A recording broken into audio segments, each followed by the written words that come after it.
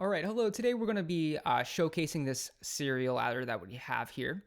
But what we have here is some complications going on. We have a control unit that will be sending signals when we are going to be loading in values and when we're going to be performing the addition via this serial adder. So before I go into more about this control unit, let's talk about the other 6 parts that make up this data path / control model.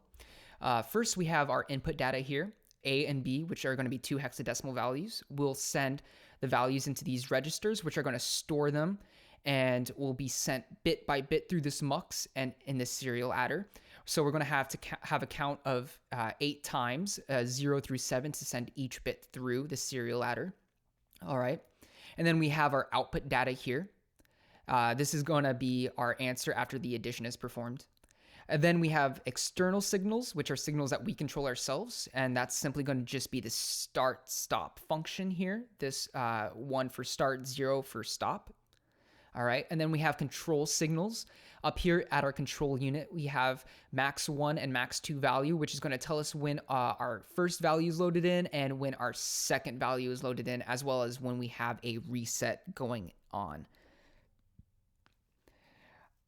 So then we have status signals down here. We have Q1, which is when we're going to be performing the addition after our values are loaded in. And then, of course, we have Q0, which is our load in value when we are loading the values in.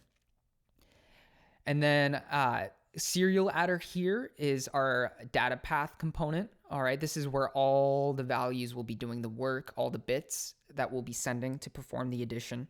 Values are going to be transferring in, transferring over into another shift register while the other values get loaded in.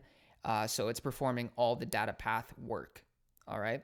So let's go ahead and show how this works. I'm going to go ahead and load in a value of 12 or C in hexadecimal.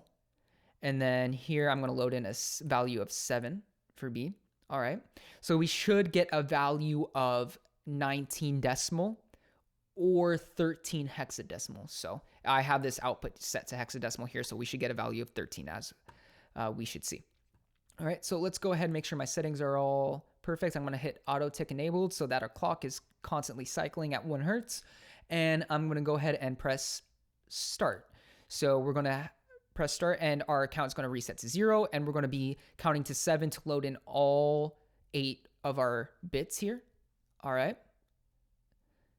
It's once that is loaded in, we should have a value here saying that we're loaded in and we're going to be performing the addition. So I'm going to hit stop and should count to 4 before the addition is fully complete.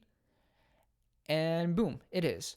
We have a value of 13 hexadecimal or 16 plus 3, which is 19. So 12 plus 7 is 19. So everything has performed perfectly here on this part.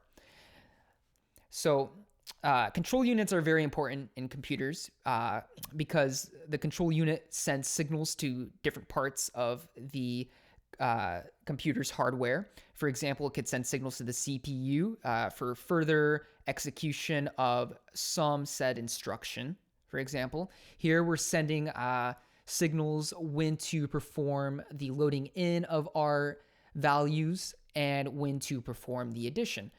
We do have to manually control that, so there is no control signal being sent to when we perform the load in versus when we should switch to the add. We have to do that manually, but you can very well have a control unit send a signal to the start and stop signal here so that it could do it manually as well.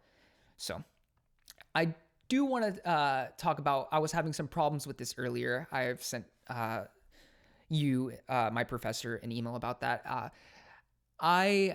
What was going on, what I was doing wrong was I had these bits here transferring out of order. I had C out here being the least significant bit and S3 being the most significant bit, which is wrong. The least significant should be S0, and then the C out should be the most significant bit. So it's kind of small here. You could see I have it numbered 0, 1, 2, 3, and then 4. So I ended up fixing that. I did end up having another problem where inside my serial adder, I was having these C out pins set to the wrong shift register, specifically the loading in register, not the transfer register, the upper register. You could see in the most recent last video that I did, I had it set to the bottom. So anyways, that is all for me. Thank you for watching.